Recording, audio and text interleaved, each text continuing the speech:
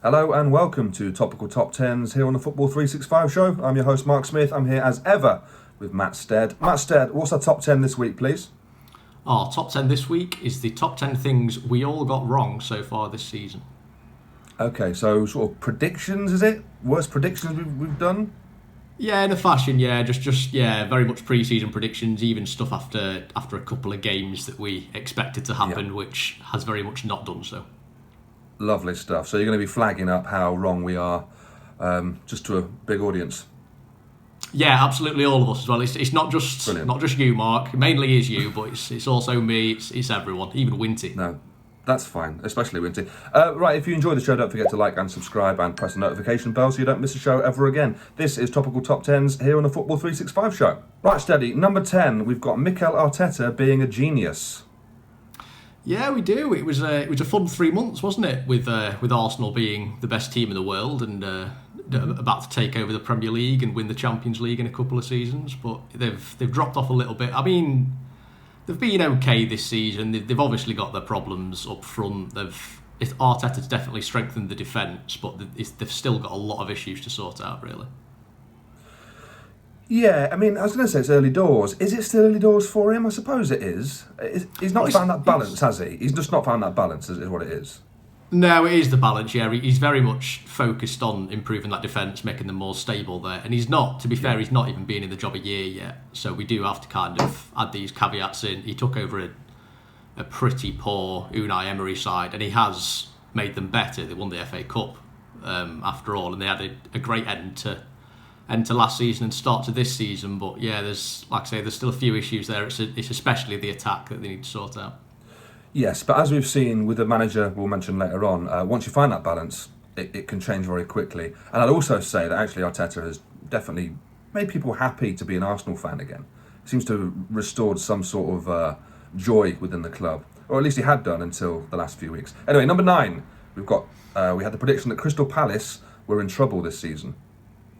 Yeah, it seemed like a lot of people were tipping them for relegation, to be fair. And I think it was a difficult kind of pre-season to predict. Obviously, there wasn't much to go off. This season's been ridiculous in itself in terms of the fixture congestion and stuff. But I think people just assumed that Palace were one of those teams that might get dragged into relegation trouble. And they still might. But I think with Roy Hodgson there, he's the perfect kind of manager who's going to he's got a ceiling there in terms of what they're going to achieve. They're never going to qualify for Europe, but they've also got a floor there. They're never going to go any lower than 14th or 15th. Yeah, he's a safe pair of hands, isn't he? Absolutely, yeah. He's very much a stabiliser, and coming from someone who still can't ride a bike, I'd very much like Roy Hodgson to be appointed as my life coach. Sorry, you can't ride a bike? Is that a little joke there, Matt, or can you actually not ride a bike? No, I can't. I actually can't ride a bike. That's for another top 10. Top 10 facts about Matt Stead. We'll leave that for next week. This is that's a revelation. Can that go on the thumbnail? Who knows? Number 8, we've got Sheffield United. They'll be fine. Yeah, Sheffield United, obviously, with people tipping Palace for relegation, I think a few people looked past Sheffield United in terms of the warning signs were there in that their top scorer last season had 6 goals, so they always struggled for goals and stuff. And once that kind of defensive performance dropped off, even the slightest bit, that would be exposed massively. They were going to start losing games 2-0 or 1-0 that they used to draw 0-0, or they used to grind out a 1-1 draw or 1-0 win.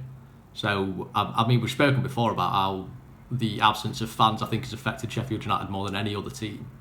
And that intensity, that drop-off in terms of the aggression has really, really damaged them so far. Yeah, they're a team that have been very organised, well-disciplined. They had great sort of this new tactical system last year of overlapping centre-backs, and everyone raved about it. But I've got to be honest here, Steady, I've lost a little bit of sympathy for them because they're not even really trying to score goals. Of course they're trying to score goals and win games, but they're not actively going out and making sure they play with their best finisher, who is Rhian Brewster, on the pitch. If you're going to play with 2 strikers who we know aren't goal scorers and just hard workers, then it is difficult to imagine them getting many points in the Premier League. So I like Sheffield United. I think they can turn it around. They've had a tough start, but they have lost a bit of my sympathy. Anyway, let's crack on. Number 7. There's no way Liverpool can keep this up for a 3rd season, is what a lot of people said, including us. Very much so, yeah. It's because obviously they had, even the season before they won the title, they got, I think it was 97 points or 98 points, and then even after that, people assumed they could not possibly keep that pace up. Then they got to 99 points, and then after that, especially like we say with this season being the schedule being so tight as it is, and obviously Klopp's come out and complained about that quite vociferously after the Leicester win. People just kind of assumed that they wouldn't possibly be able to maintain that pace, and it has dropped off a little bit in terms of where they were the last couple of seasons. But when you look at the injuries they've had and the games they've had to play, they've been absolutely astonishing so far. I think this is in a sense more impressive than anything we've seen over the last 2 seasons. Like you say, they've lost half their team pretty much. They've lost their leaders, and yet against an excellent Leicester team, particularly away from home, they showed that you can slot anyone in to Klopp's system, and they all know what they're doing. It's like the Bill Belichick New England Patriots NFL team. They all know their job and they all get it done. And I just completely trust them in any situation, even if it is second or third choice in whatever position. They're so impressive. I think they've been great. Number 6, we thought that Leeds would battle for a European place. Yeah, this is one of those that I must admit I didn't really subscribe to. I mean, the rest of them I'm made to look an idiot because I did buy into them. But this one, I think, came off the back of that Liverpool defeat, which I know you said before, like was the biggest victory from a defeat ever or something like that. Which the reaction to that was absolutely baffling, and it was just over the top. And it was obviously because it was Leeds, it was so romanticised about their return to the Premier League. But they were never going to qualify for Europe. They'll probably finish mid-table at best, and in all honesty, that's a brilliant achievement for them. Fantastic, yeah. I mean, they can't be disappointed with that. The league seems to be quite strong this year, particularly the top sort of 10 or 12. That Leeds staying up is their first priority, and then anything above that is good. The idea of a European place, I think, is maybe a bit of a stretch. And they might, as we've said before, they might gas a little bit as the season goes on with their high intensity and not that huge a squad. But they've been great. There's no doubt about that. Number 5, some of us, myself included, thought that James Rodríguez would struggle in the Premier League. You did. I can remember having this conversation with you on a previous list, and I was absolutely aghast at you, Mark. I don't know. There's still time. There's still time. Yeah, very true.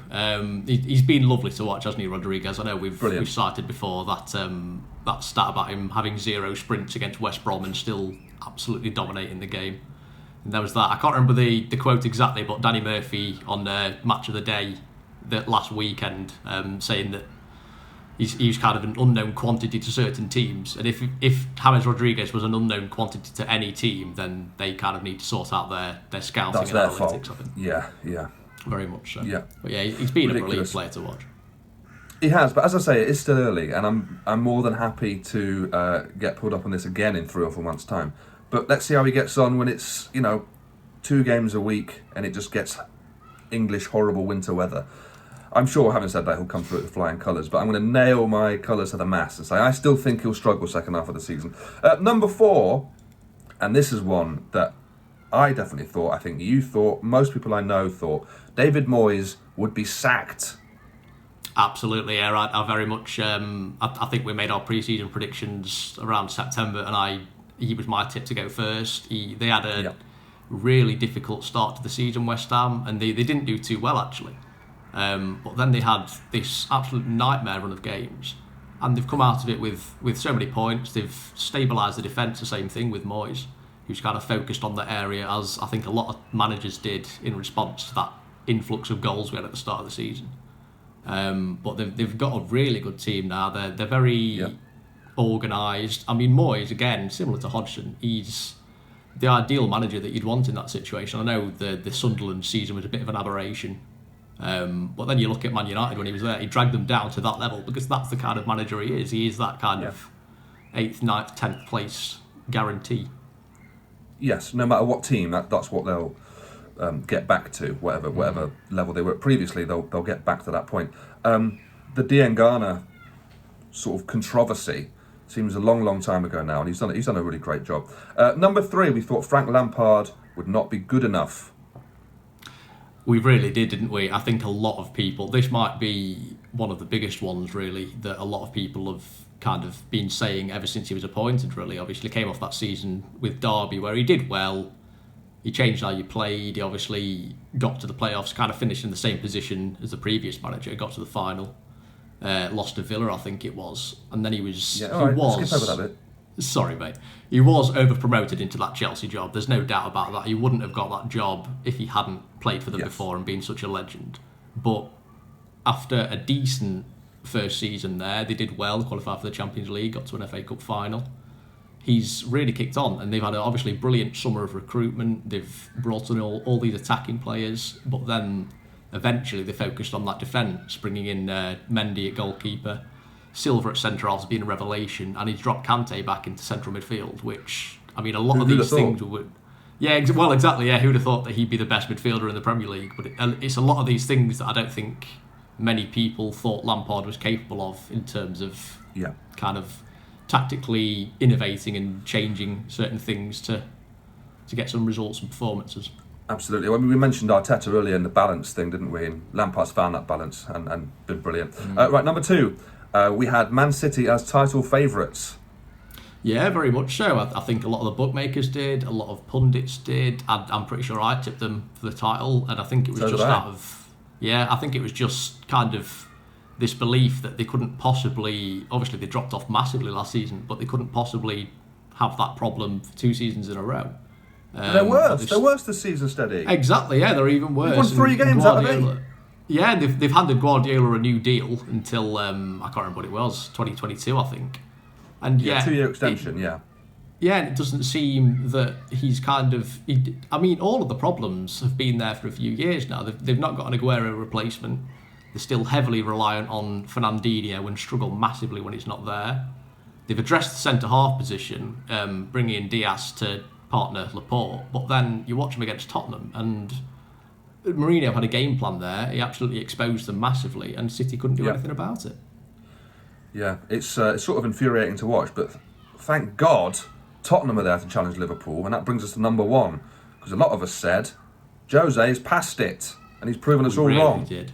Yeah, we really did, and he absolutely has, and it's been a phenomenal year for Mourinho in terms of he's reinvented himself as some sort of Instagram connoisseur. He's very much emerged from this role of kind of football managerial dinosaur, which a lot of people pitched him as. They had a difficult run. I think it was just before the break last season in March. I think they went 5 or 6 games without a win. They got knocked out of the FA Cup by Norwich. They were battered by Leipzig in the Champions League when Nagelsmann obviously was kind of pitched as his complete opposite, as the younger up-and-coming manager who Mourinho was dominated by. But this season they've been absolutely brilliant, and a lot of it is down to him. Been brilliant. It's been really great. Second season, Jose's always good. Third season, he will obviously implode. Right, that's all we've got time for this week on Topical Top 10s here in the Football 365 show. If you want to get in touch with the show, you can email us. It's the editor at football365.com. I've been Mark Smith. That's been Matt Stead. Until next time, goodbye.